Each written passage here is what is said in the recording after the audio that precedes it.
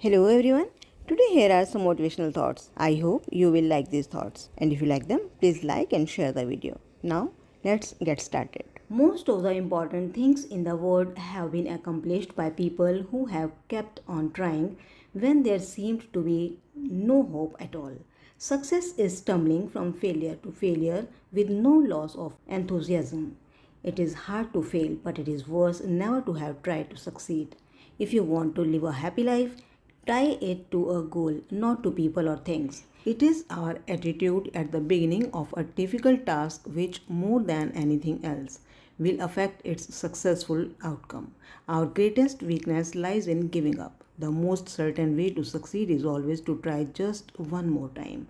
It is better to fail in originality than to succeed in imitation.